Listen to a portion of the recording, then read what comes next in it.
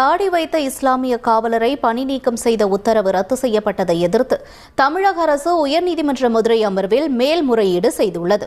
மதுரையைச் சேர்ந்த அப்துல் காதர் இப்ராஹிம் என்ற காவலர் பணியின் போது தாடி வைத்திருந்ததால் அவருக்கு பணி மற்றும் ஊதிய உயர்வு நிறுத்தி வைக்கப்பட்டது.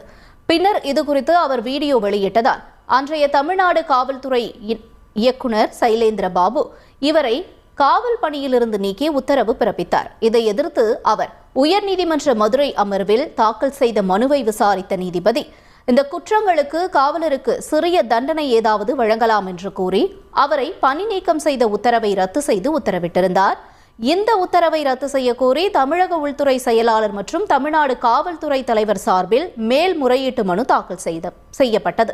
இதை விசாரித்த நீதிபதிகள் காவலர் அப்துல் காதர் இப்ராஹிம் மீதான விவகாரத்தில் மட்டும் உச்சபட்ச தண்டனை வழங்கப்பட்டுள்ளது என்று கூறி மேல்முறையீட்டு மனுவை தள்ளுபடி